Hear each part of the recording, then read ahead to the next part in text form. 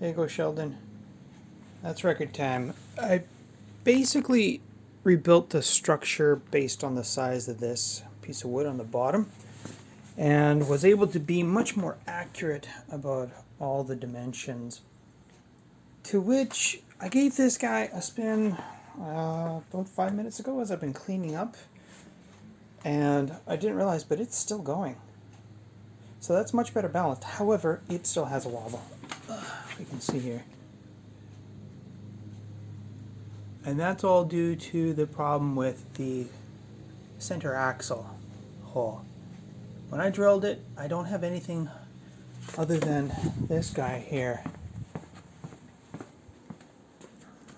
to do my standing drills with, because it's a big base, and not a lot of drill presses will actually reach the center of that guy.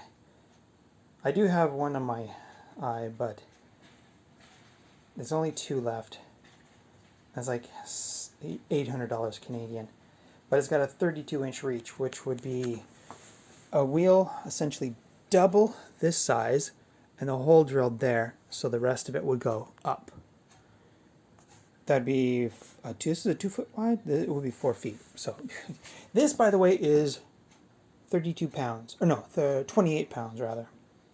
I did a quick scale measure. 28 pounds, and it's still going. And I needed this little bit of extra space right here to be able to mount this stuff, this guy specifically, on an angle. And then I'll have to do some divots for these guys. And then all the rest of this stuff will wind up getting set essentially on the front end here. But instead of just putting it all together willy-nilly, I'm actually going to be using a couple more advanced items. Where did I put that? Some magnets for testing polarity when I get into it. This guy needs a breakout bar, and I got a couple cubbies full of stuff like this. So quick on, quick off clamps. I'll be able to properly test polarity and set things up so that I can actually test this. Oh, and I got some brand new cut wires. I got a brand new multimeter.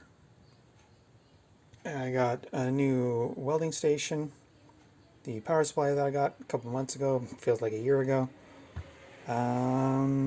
Yeah, and besides that, I got all my potentiometers and all my other stuff, switches and whatnot here. So it's starting to come together. This will be a lot better. And all these guys, I never got a chance to use these alligator clamps. But I'll give you the next follow-up here soon. Bye.